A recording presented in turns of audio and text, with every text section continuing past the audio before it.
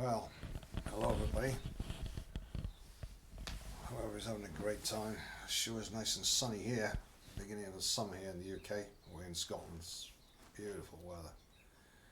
Just relaxing right now, just resting. But I thought, since I'm resting lying down, I could use this time maybe to make a recording.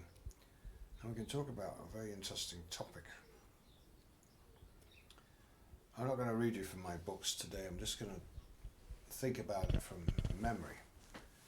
I have covered these topics before from my paranormal books. Out of the Bottomless Pit, Book 1,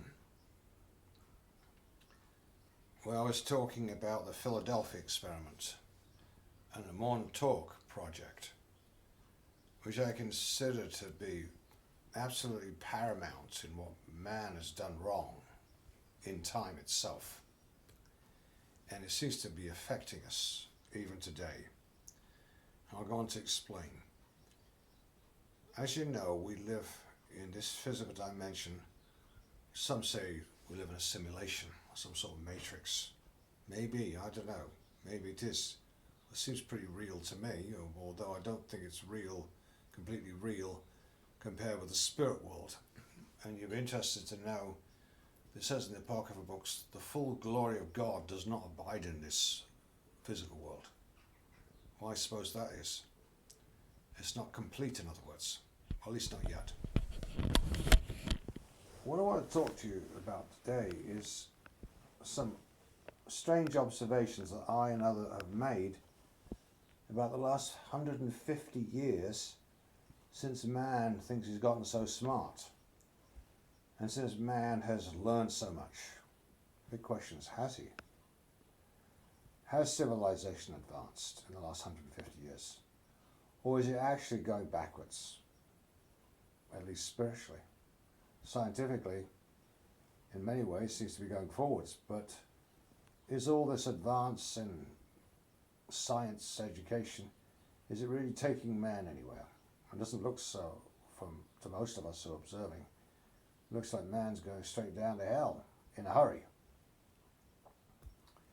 And I think there have been pivotal things that have happened in the last 150 years. Let's say since man was just riding, using a horse and carriage, until the present time where he's flying around in rockets and aeroplanes and helicopters and sailing under the sea and submarines and in the seas with fancy ocean liners, and he's invented all kinds of terrible things, of weapons to destroy.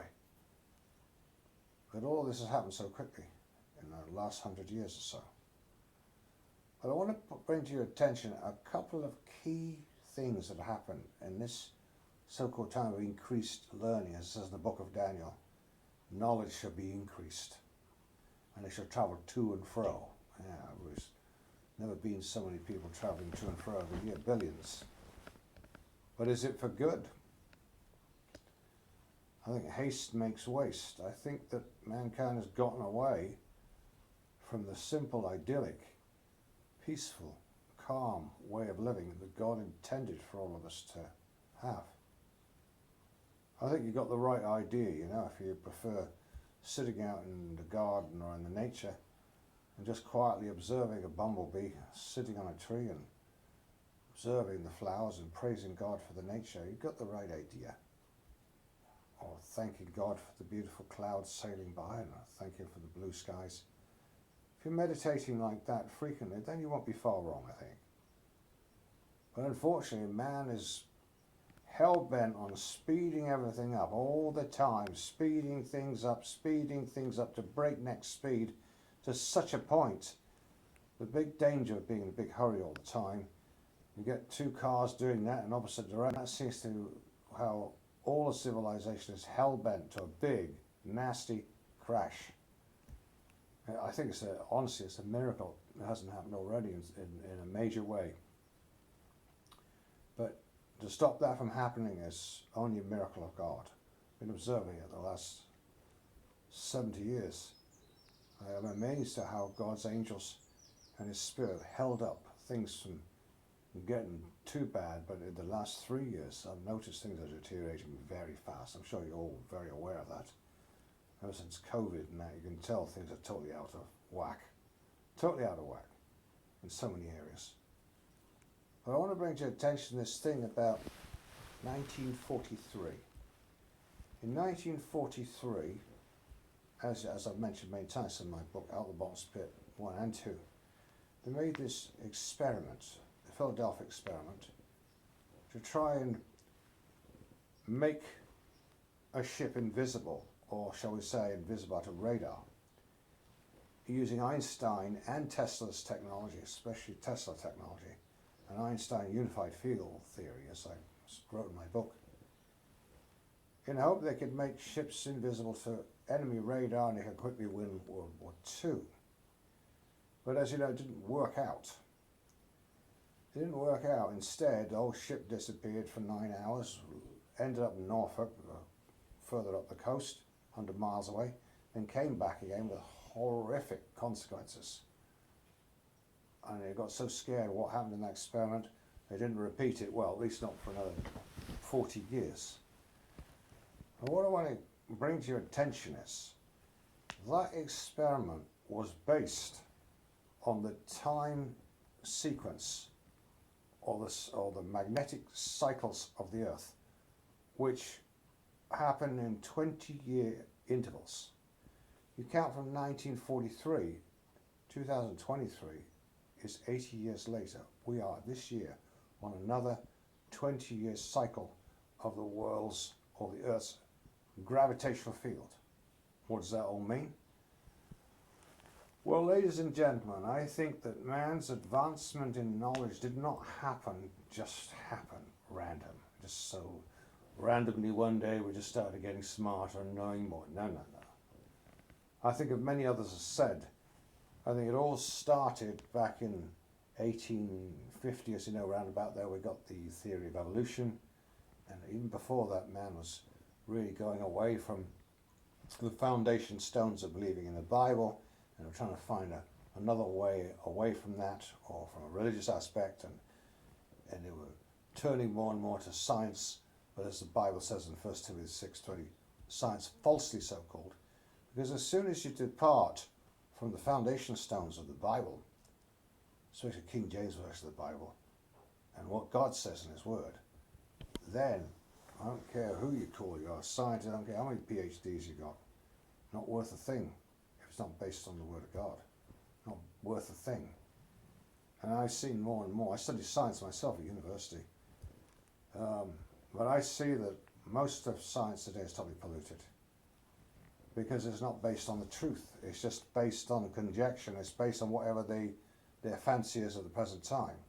And you notice how science and education now talks with such arrogance, like they know it all and nobody should question anything they say, because it's really a control mechanism. It's not a mechanism of teaching anybody anything. Well, how did we come to this awful point in the world today where we're overrun in every area, whether it be education or science? How come it's just all full of lies? How did we get to this point? Well, I think it started serious compromises in the 19th century, and I think serious compromises went on. I'll give you an idea how compromised it is. Just 2 days ago, as you know, they're having this Bilderberg big meeting in Portugal. Oh, I think that's where they're having it. Big meeting, the bigwigs talking about what they're planning for next year by May 24th, 2024. I think that's the date, somewhere around there. They're going to transfer all the medical rules or control from 118 countries straight to the World Health Organization. What does that mean? It means in the future the rules are going to be a lot tighter. If you know anything about the World Health Organization, it's run by the communists. Communist China is one of the big contributors, eh? And then it won't be a matter of choice whether you have a vaccine or not. It'll all be mandatory, or else you'll be arrested or thrown in the clink or something of the sort, right? And you know what? Out of 118 nations, not one of them uttered a peep about giving up their control of the medical profession in their country and you're signing it all over the World Health Organization. This just shows you what a bunch of pipsqueak wimps, these leaders of the country, these politicians, they're just all there for the money. They're not there for the concern of their people. They don't represent what the people want at all. Well, that is the state of the world right now. But I think there have been a lot of serious compromises along the way since the 19th century in particular. As somebody has wisely said, it looks like as if mankind has signed a pact with the devil himself. You give us an increase in knowledge, what do you want? What's the devil say? Oh, I want human sacrifices. I want more people dead. I want people killed in more wars. And ever since then, we've had the worst wars in history. We've had the worst wars in history, like World War I, World War II, and well over 100 million people have died since then in wars. Not to mention famines. And now we find out even worse than all that. There's 60 million people were killed last year just in abortions alone. It's all human sacrifice. So man sacrifices people in order to get knowledge from the devil himself and the fallen angels. That's the reality of why things have advanced. Most of it, I mean, you could argue, oh, there's a lot of good things in being discovered. Yeah, but you'll notice that most stuff that man has discovered is actually destructive. Whether it be automobiles or whatever it is, it either destroys the mind through electronic devices, or it gives you cancer, or it kills millions and people in accidents. So a lot of what man has discovered is actually more evil than good. And the reason he's got all that knowledge starts with human sacrifice somewhere. You don't get all the knowledge from aliens or the devil or evil spirits for nothing. There's a price there. And that's what it's all based on. But there's another aspect I want to bring about this, is that time itself. Have you ever thought why it says in Revelation, in the 11th chapter, verse 15, that when the seventh angel sounded, time should be no more? Now, is that just an expression that period of time's ended, as some would say? If you look at the original language, you'll find it's talking about time itself. Time will end. We're used to things going forward, you know, a certain Tuesday, Wednesday, Thursday, that's how it is. You know, you've got to get things done in a certain amount of time. People are under pressure to do things in time. Well, that time pressure is going to come to an end. Now, I'm just wondering, is it just possible? There's another reason. There's another reason why God ends time. We know that we have to enter into the eternal age eventually.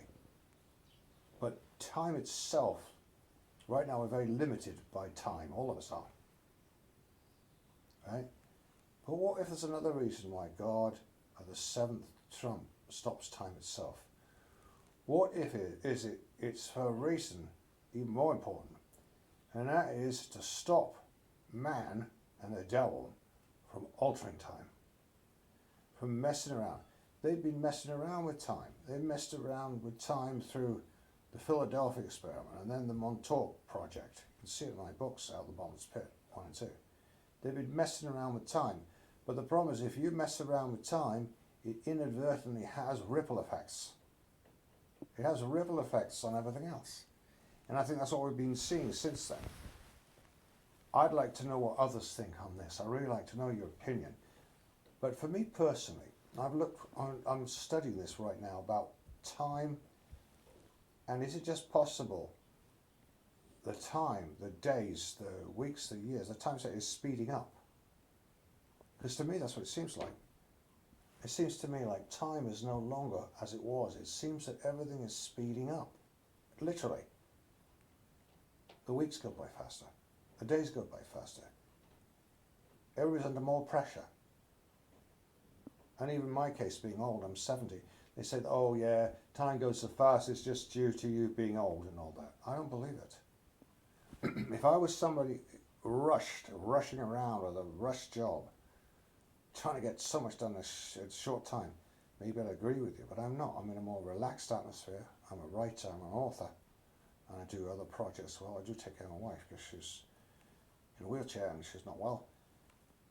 But no, even in this situation, I no longer have all my kids to take care of. They've all married and flown the coop about a year ago.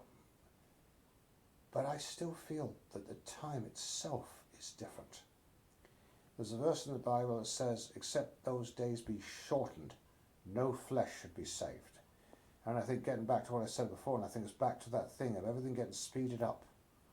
World getting speeded up. Everybody's speeded up. And if you get everybody speeded up, like you have two car drivers on the motorway, both speeded up in opposite direction, you have a head-on crash disaster. Well, I think that Satan himself, that's exactly what he tries to do. He tries to speed up the world, make everything go faster, so everybody gets confused and stressed, and you get a big head-on crash, because Satan's design is to try and destroy all of God's creation. And if you thought that 50 years ago, well, it's much worse now in everything. But you know, even physically speaking, I'm convinced that time is altering. It's speeding up, it's getting a bit faster. And I just checked that, if anybody else thought that way, and I'm finding, yes, a lot of people think the same thing. What I'd like to know is if you could please write in and give comments if you personally have noticed that the time has changed, in the sense that, with me, for example, I notice it's Friday again. How did the whole week go by so quick? How did the whole month go by? How did the last year go by? So time for me goes very quickly. Of course, I am busy as an author and a writer, but at the same time, it doesn't feel good that it's going too fast. It doesn't feel so relaxed and laid back and, oh great, the time's gone so fast, you know, I wish I could have done more something. No, but the actual time feels, it is sliding out of our hands. And I'd like to know why. But I think it might have something to do with man and the devil have been messing around with the time itself. And it's had inadvertent effects through those experiments they made, like the Philadelphia experiment in 1943 and the Montauk project in 1983. Both to do with time displacement, dimensional shift. And of course we know also that ever since they've messed around in the 1890s, we've had the worst things that ever happened in time.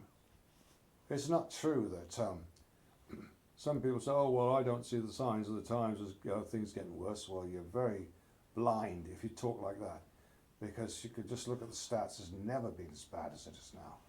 Never had so many people die from wars and pestilences and sicknesses and child killing like abortion.